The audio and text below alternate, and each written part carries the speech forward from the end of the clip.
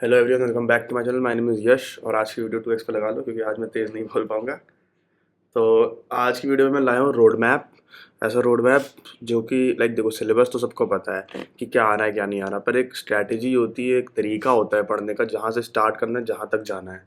तो इसलिए मैं एक रोड मैप बनाया हूँ, जिस हिसाब से मैंने प्रिपरेशन की थी और मैं भी उसी हिसाब से आपके लिए बनाया हूँ, क्योंकि ईजी टू हार्ड जाना है। सीधा डिफिकल्ट कूदोगे ना तो उतने अच्छे से चीज़ों को कर भी नहीं पाओगे, टाइम भी ज़्यादा लगेगा और बेस भी नहीं स्ट्रॉन्ग हो पाएगा। तो ईजी टू हार्ड चलना है, ठीक है। तो स्टार्ट करते हैं क्वांट से। क्वांट्स में सबसे जो बेसिक है वो अपना बेसिक मैथ करना है। सबसे पहले इसको करना है। आप सीधा प्रॉफिट एंड लॉस के क्वेश्चन लगाओगे यहाँ वाले और आपको बेसिक मैथ ही नहीं आएगी तो कैसे चलेगा? नहीं ना। तो बेसिक मैथ आनी। बेसिक मैथ मतलब क्या हो गया? Squares, cube, multiplication, division, addition, subtraction, ये सब बहुत तेज एकदम एकदम उस पर होना चाहिए। आपको नंबर से फेमिलियर होना है। आप जब तक नंबर से फेमिलियर नहीं होगे आपके लिए मैथ्स बहुत मुश्किल चीज़ होगी। कोई भी नंबर हो, कुछ भी चीज़ हो, जैसे 42 इंटू 4 है तो आप 42 इंटू 4 ऐसे लिखने से अच्छा बताऊँ कैसे करो? 40 इंटू 4 करो 160, फिर 2 इंटू 4 8 तो 168। ऐसे फेमिलियर हो जाओगे ना नंबर से, तब तो आपकी मैथ्स ऑटोमेटिकली आपको अच्छा लगने लगेगा और चीज़ें सॉल्व होने लगेंगी। तो सबसे पहले बेस करना है स्ट्रॉन्ग बेसिक मैथ्स, ठीक है। बेसिक मैथ्स में क्या क्या आ रहा है अपना? Squares, cubes, tables, percentage to fraction, ये 4 चीज़ें कर लो। उसके बाद आपको करना है सिंप्लीफिकेशन, अप्रॉक्सीमेशन। प्रैक्टिस करो, दिन में 50-50 क्वेश्चन कर डालो। अड्डा पे आती हैं क्विजेज, उनको सब भर डालो। सिंप्लीफिकेशन अप्रॉक्सीमेशन उसके बाद करना है। उसके बाद क्वाड्रेटिक इनइक्वालिटीज़ करना है। इसकी देखो, होता ये है, एक बार सफिशिएंट वीडियोस देख लो, उसके बाद सिर्फ प्रैक्टिस मांगता है, चाहे क्वांट्स हो चाहे रीजनिंग हो। जैसे तुम्हारी क्वाड्रेटिक इनइक्वालिटीज़ है, एक बार तुमने सफिशिएंट वीडियो देख ली, एक बार तुमने मान लो 2 दिन लगातार वीडियो देख ली क्वाड्रेटिक इनइक्वालिटीज़ की, कि टीचर कैसे सॉल्व कर रहे हैं, क्या ट्रिक्स हैं। जैसे जैसे पीछे दोनों माइनस हैं तो सी एन डी हो जाएगा। जैसे ये से प्लस ऐसे है तो सी एन डी हो जाएगा, क्योंकि इसका वैल्यू है, क्योंकि समझ जाओगे तुम, ठीक है। अभी मैं पढ़ा तो सकता नहीं हूँ। तो क्वाड्रेटिक इनइक्वालिटीज़ भी आप समझ जाओगे। तो सफिशिएंट वीडियो देख लो फिर कर लो। उसका नंबर सीरीज के भी कुछ पैटर्न है, करीब 20 या 25 पैटर्न है। तुम एक बार को नंबर सीरीज कहीं 200 अप्रॉक्स लगा लिए तो तुम्हारे सारे पैटर्न कवर हो जाएंगे। प्रैक्टिस ही है। 200 नंबर सीरीज लगा लोगे, फिर आपके सामने जो नंबर सीरीज आएगी आपको अपने आप हिट कर जाएगा। जैसे पहला नंबर बड़ा है और दूसरा नंबर छोटा है, फिर तीसरा नंबर बड़ा है, तो आपको पता चल जाएगा कि इधर 0.5 हो रहा है, फिर 1 हो रहा है, फिर 2 हो रहा है, फिर 4 हो रहा है, ऐसे, ठीक है। उसके बाद देखो, आप यहाँ तक इतना करके आप फेमिलियर हुए हो नंबर से, अब आपके लिए नंबर से आप नंबर से बहुत फेमिलियर हो, आप हैबिचुअल हो गए हो नंबर्स के साथ खेलने से। तो अब आता है अपना दो नंबर्स के बीच में रिलेशन बनाने के लिए। उसके लिए आपको करना पड़ेगा रेशियो, परसेंटेज, एवरेज।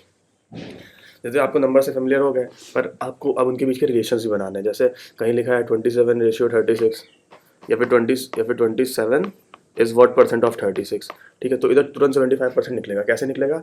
क्योंकि इसको सीधा तुम 9 से काटोगे तो 3/4 आएगा, और 3/4 75% होगा। समझे? रेशियो, परसेंटेज, एवरेज, ये सब करके आप नंबर से फेमिलियर हो गए, परसेंटेज में, रेशियो में, एवरेज में, ठीक है। और जब ये आप कर लोगे, उसके बाद होगा आपका डी आई स्ट्रांग हो जाएगा जब आप ये कर लोगे, क्योंकि ये बेस है डी आई का। फिर डेटा इंटरप्रिटेशन में तो भाई मैं कह रहा हूँ भाई, क्वांट्स में डी आई और रीजनिंग में पजल, इन दोनों के बिना पेपर निकल ही नहीं सकते। डी आई बहुत ज़्यादा इंपॉर्टेंट है। डी आई तेज़ करनी पड़ेगी। डी आई की प्रैक्टिस करो, दिन रात लगाओ, डी आई लगाओ, डी आई लगाओ। पर पहले ये पूरा कर लो। आई थिंक ये पूरा करने में आपको मैक्स 10 दिन लगेंगे। 10 दिन में ये पूरा आपका पक्का हो जाएगा। फिर आपको आना है डी आई पे, डेटा इंटरप्रिटेशन लगाओ 10 दिन, 15 दिन, एकदम स्ट्रॉन्ग करो उसको भी। फिर आओ अरिथमेटिक पे। अरिथमेटिक एंड पे आओ, क्योंकि भाई क्या का फ़ायदा, तुम मेंसुरेशन के फॉर्मूले रट रहे हो, क्वेश्चन उससे एक आएगा, इधर इससे 5 क्वेश्चन आएंगे, इससे 5 आएंगे, इससे कुछ 5 आएंगे। इधर तुम 5 मिनट में 15 क्वेश्चन कर पाओगे, इधर तुम 2 मिनट में एक क्वेश्चन करोगे। तो खुद सोचो, समझे ना। तो पहले एक अप्रोच होती है, एक स्ट्रैटेजी होती है, उससे चलना है।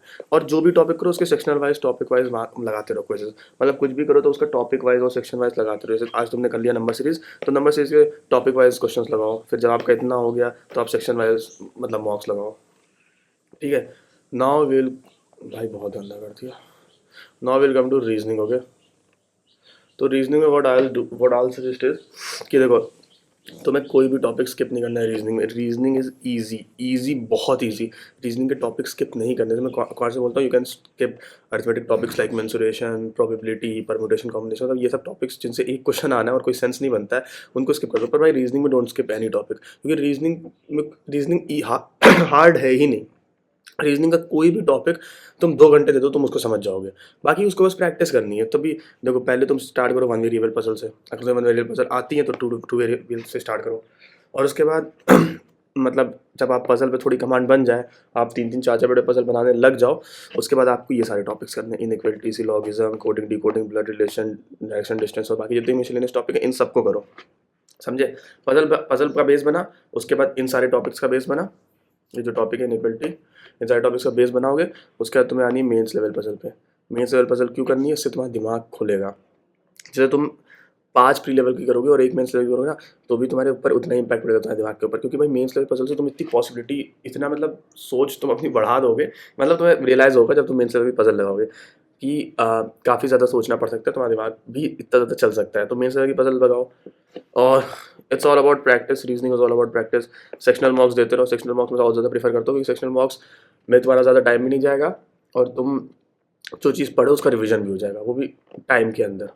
उसके बाद भाई रीजनिंग के लिए भी यही है, once you watch sufficient videos only practice. मतलब एक बार जैसे इनइक्वालिटी की तुमने भाई 1 घंटे की वीडियो देख ली, वो सफिशिएंट है भाई, इनइक्वालिटी के लिए 1 घंटा मोर देन इनफ है, उसको देख लो। उसके बाद तुम बस प्रैक्टिस करो, इनइक्वालिटी अपने आप तेज होगा। सिलॉक्स है, सिलॉक्स 1 दिन दे दो, 4 घंटे देख लो, 4 घंटे सिलॉक्स, 4 घंटे बाद सिलॉक्स हो जाएगा।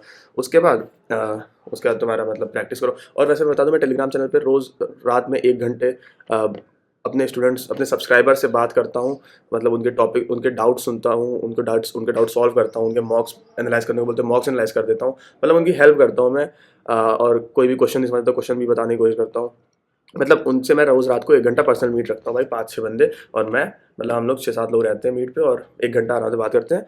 उसके बाद मतलब रोज़ करता हूँ, तो जिनने टेलीग्राम चैनल नहीं ज्वाइन किया वो ज्वाइन कर लो, डिस्क्रिप्शन में लिंक है। और क्या था, हाँ ये देखो, 1 दिन में 1 टॉपिक करो, और ये सब एक एक दिन में 1 टॉपिक कर लो भाई, 1 हफ्ते में तो कंप्लीट हो जाएगा पूरा मिसलेनियस, या फिर 10 दिन में, समझे? वो क्या बोलते हैं इसको, सिलेबस कवर करना बहुत मुश्किल नहीं है, बैंकिंग का सिलेबस छोटा सा है। इंग्लिश पे आए तो if we talk about English, तो इंग्लिश में what you only need to do is reading. अभी भी मैं यही कहता हूँ, पर भाई अब तुम्हें पढ़ना है, ग्रामर पढ़ने हैं रूल्स में, उसमें क्या कर सकता हूँ मैं? तुम्हें रोकूंगा तो नहीं कि भाई नहीं ना पढ़ो तो आप लाइफ बर्बाद हो जाएगा, मैं कुछ नहीं कर सकता। तुम्हारी मर्जी के ऊपर। What I will suggest is कि भाई बुक्स रीड करो, स्टार्ट विद बुक्स रीड करो, नॉवेल्स रीड करो, और स्टोरी बुक्स रीड करो, अपनी 12th क्लास की CBSE की NCERT रीड करो, और क्या बोलते हैं फ्लेमिंगो, क्या नाम था, यही सब तो था, विस्तास, मतलब इन सबको रीड करो, इन सब में बहुत सारे अच्छी अच्छी स्टोरीज थी। बाकी उसके बाद एडिटोरियल्स पे आओ, जब तुम्हारी रीडिंग अच्छी हो जाए, मतलब तुम चीज़ों को ग्रैब कर ले रहे हो, जब तुम कॉम्प्रीहेंड कर ले रहे हो अच्छे से कि लिखा गया है, ठीक है, क्योंकि भाई एडिटोरियल का कोई फायदा नहीं इफ़ यू का, मतलब how can you comprehend something which you are not even understanding. तो एडिटोरियल में कुछ समझ ही नहीं आएगा तो उसको कॉम्प्रीहेंड कैसे करोगे? तो इसलिए पहले बुक्स रीड करो, बुक्स जब रीड करने लग जाओ उसके बाद एडिटोरियल्स पे आओ। और उसके बाद इंग्लिश के सेक्शनल मार्क देना बहुत इंपॉर्टेंट है। क्यों? क्योंकि सेक्शनल मार्क से तुम्हें वो फेमिलियर होती हो कि किस टाइप के क्वेश्चन आएंगे, एरर किस टाइप के आते हैं। क्योंकि भाई अगर एग्जाम में आ गया तुम्हें यही नहीं पता किस टाइप के एरर आते हैं, तुम क्या पता सोचो वहाँ पे पंचुएशन के एरर आते हैं, दा और आगे एरर आते हैं, पर वहाँ पे क्या पता हैव एंड हैज़ के एरर आते हैं। मतलब तुम्हें, अगर तुम सेक्शनल मार्क्स दोगे तो तुम्हारा दिमाग खुलेगा कि एरर किस टाइप के आते हैं, ठीक है। तो इसलिए बोल रहा हूँ कि give English sectional marks regularly, क्योंकि इससे तुम्हारा मतलब वो स्ट्रांग होगा, क्या बोलते हैं, जो तुम्हारा समझने का, जब तुम एग्जाम में समझने का तरीका, जैसे तुम्हारे सामने कोई एरर आया तो तुम्हें पता चलेगा क्या है, RC आया तो तुम्हें पता चलेगा कैसे सॉल्व करना है। सेक्शनल मार्क्स इंपॉर्टेंट है। और word power made easy for वो कैब, मतलब जिनकी वो कैब वीक है, बहुत वीक है, जिनको लगता है नहीं भाई मुझे वो कैब करनी है, तो word power made easy book ले लो, उसमें ठीक वो कैब है, बढ़िया है, मतलब उसमें रूट वर्ड से रिलेटेड, मतलब आप उसमें मतलब बिगिनर्स के लिए है तो आप समझ जाओगे। बाकी बुक्स और बुक्स पढ़ोगे, बाकी क्यूरियस रहोगे वो कैप को लेकर, तो अपने आप ठीक हो जाएगी। मैं तो भाई पहले जब 12th में था तो मुझसे कोई इंग्लिश का कोई ऐसा वर्ड बोलता था जिसका मतलब मुझे नहीं पता था, मैं तुरंत गूगल कर लेता था। तो ऑल्दो मैं अब वो वर्ड भूल भी गया उनके मतलब, क्योंकि ज़्यादा दिन तक दिमाग में नहीं रहते जब किसी चीज़ को बार बार यूज़ ना करो। तो जो बेस वर्ड्स हैं इंग्लिश के वो तो आपको आएंगे जो सबको ही आते हैं। उसके बाद रही बात GA की, तो GA में डेली वीडियोस देखो यार, आधे घंटे 1 घंटे, जैसे कपिल काठपाल सर और आशीष गौतम सर, ये सब मुझे पता नहीं था इन सर के नाम। मैं मतलब खुद नहीं देखा था, क्योंकि मैं GA बहुत कम करा था। पर अभी मतलब मैं लोगों से सेशन लेता हूँ ना, तो वो बताते हैं कि मैं इनकी देखता हूँ, तो मैंने देखा तो मुझे लगा कि हाँ यार ये सही है। मतलब डेली वीडियोस देखो, उसके बाद वीकली PDF का रिवीजन करो, उसके बाद मंथली PDF का रिवीजन करो, और डेली क्विज लगाओ। GA के लिए इतना ही ना है, क्योंकि GA भाई तुम्हें मेरे ख्याल से रेगुलरली करनी ही पड़ेगी।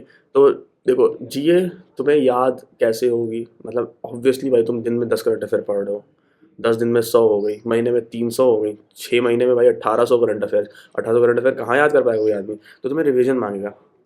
अब रिवीजन कैसे मारेगा, डेली करा तुमने, अब मैं ये 10 दिन की 10 लिया हूँ तो 1800 हो रही है 6 महीने में, खुद सोचो। 18 तो में 40 आएंगी तो बाकी 1760, सोचो खुद। तो ठीक है, तो डेली वीडियोस करो।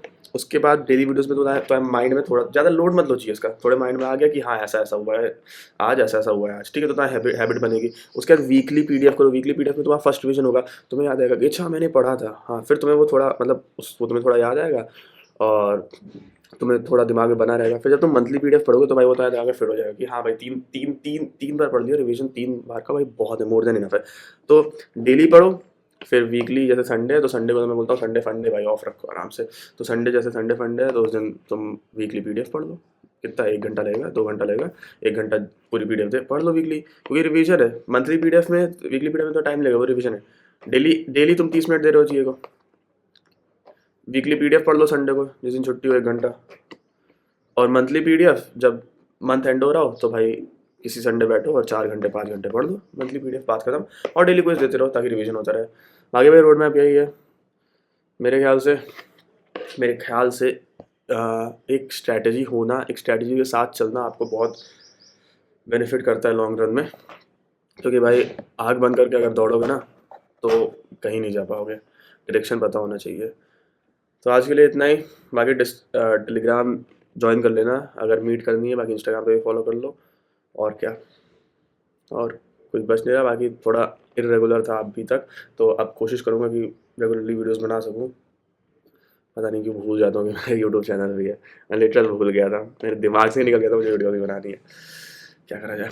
चलो भाई फिर बाय, मिलते हैं नेक्स्ट वीडियो में। और हाँ, वेट गिव अवे का विनर, गिव अवे वाली वीडियो पे लाइक मैं सोचा था कि थोड़ा मतलब ज़्यादा लोग पार्टिसिपेट कर लें, पर करीब शायद मुझे एग्जैक्टली याद नहीं, पर जितना मैंने सोचा था उससे थोड़ा कम पार्टिसिपेट करे हैं, तो मैं सोचा था और कर ले, इसलिए मैं वेट कर रहा था। तो मेरे ख्याल से इतना इनफ है, अब जितना सोचा था उतना हो गया है। तो अभी 2-3 दिन में गिव अवे का विनर अनाउंस कर दूंगा शाम में लाइव आके, तो 2-3 दिन में मैं शाम में लाइव आऊँगा, ठीक है। Bye bye.